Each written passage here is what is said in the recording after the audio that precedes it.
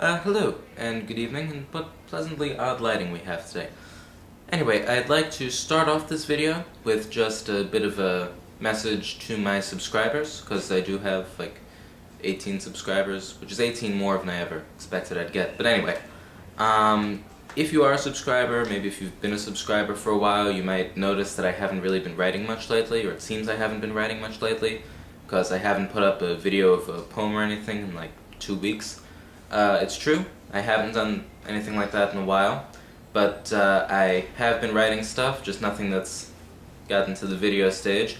I'm taking a short break now for about, well, I decided it would be a week about a couple days ago, so I should have a couple new poem videos up in about a week. Okay, the video I'm doing right now is something that I have thought about doing for a while, but I've constantly decided against it, because I thought it would be boring, and it probably will be boring, but hopefully you won't think it's boring. So anyway, today I'm just going to go through a couple of films, movies, motion pictures, talkies, whatever you want to call them, that I like, that I think are good films. Just, I don't know why I'm going to do it. I'm not really making any recommendations here. I'm just going to go through it because I feel that I should get this out there. I'm not saying that I really know anything about film. I've never really studied it in any way. I don't know much about filmmaking. I know a bit about film writing, but that's about it. But there are a couple of movies that I really like, so I'm just going to go through that here. If you think you'll be interested, keep watching. So let's see what we have. Here we go. Completely out of alphabetical order. Fight Club from 1999, starring Brad Pitt and Edward Norton. It's a film by David, what's his name? Fincher. David Fincher. One of the best movies I've ever seen. I would give you a description right now, but I can't think of one off the top of my head, so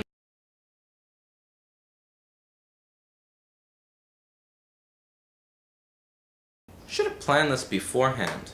Well, what can you do? What else?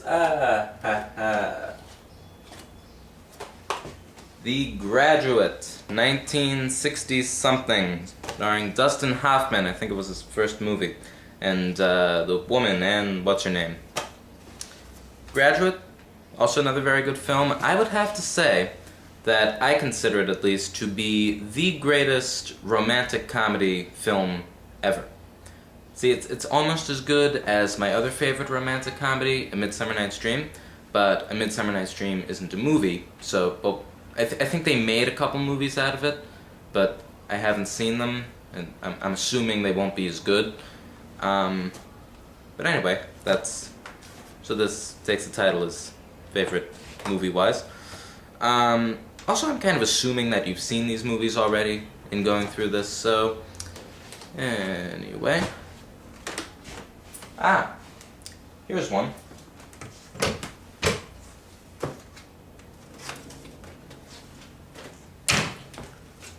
The Lion King. And you see this? You see this?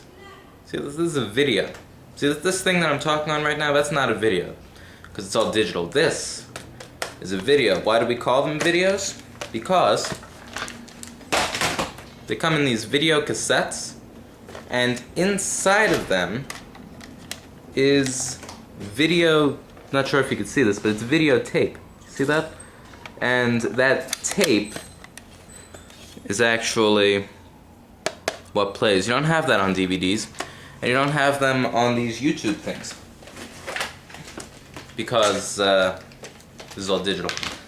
Again, Lion King, fantastic film, a great coming-of-age story, in a sense. It also has some very good themes in there. The whole concept of the circle of life people have a tendency to overlook. And it's got a little bit of everything. It has pretty good acting in it, I'd say. The animation is very good. I mean, Disney stopped making two-dimensional hand-drawn animated films a while ago, a couple years ago. And that's a shame, because amongst other things, The Lion King demonstrates It's one of the greatest examples of a very good hand-drawn animated film. Also, again, some very good literary principles in there. Literary concepts, literary principles, whatever. Music by Elton John and that other guy. Not just Elton John, but that other guy too. Very good score. Altogether, if you haven't seen it, it may look like a children's film, but it's very good. Anyway, those would have to be like close to my 3 favorites. Let's see what else there is. I wonder if I just take a look in here.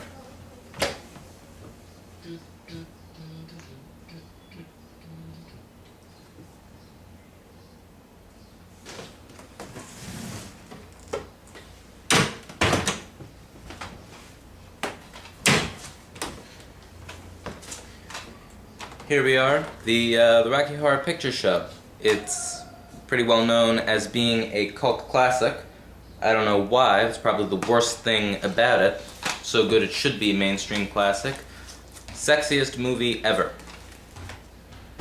There's another fantastic movie, well, I like it. So there's another movie that I saw just the other day, in fact. It's a Japanese film directed by Shunji Iwai.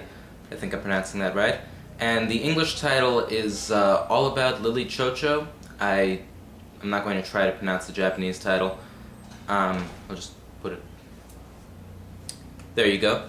I try to give a description of it, but I don't think I can, so maybe you want to just look into it, look up a better summary than I could give. Okay, so let's just go here real quickly, and we'll just take a very, very quick look at television. Hey, here you go. Let's just see. I don't really watch television on television. I watch television on DVD because the things I watch aren't on anymore. You got Kids in the Hall, the best of sketch comedy ever. They're a Canadian sketch comedy troupe. Fantastic series. 5 seasons, all available on DVD. The Young Ones, a British comedy show from the early 1980s. Insanely funny, insanely violent, all around insane, and the set is destroyed by the end of every episode. Only ran for 2 seasons, but that's because it was too good to last a third. We've got here HBO's critically acclaimed prison drama Oz. Very good. A lot of people don't realize, well, actually a lot of people do realize, that virtually everybody, well, almost some people who have been on Oz have appeared in some form or another on Law and Order. That's another show I like. It's not very good anymore, but I still watch it.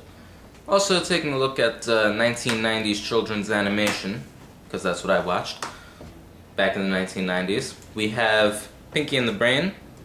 Fantastic show. As I've said, I think I've said absolutely everything is fantastic, but I'm just going to say it is one of the most clever satires, well, it's generally satire, one of the most clever satires and just all-around cartoon, and one of the best TV shows ever. Then there's also a show, Batman the Animated Series.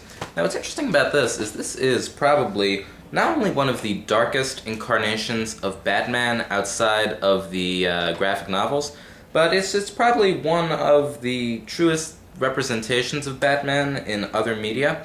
I'm not a really big fan of comic books, but I do like Batman, and it's one of the it's like they couldn't do a show like this today. You know, it's too good for them to do it today. It's too dark for them to do it today. They do have a Batman TV show on today, and it's crap.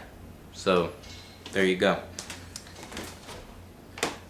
And okay. So I think that's about it. I'm assuming that by now I'm out of time. And good day.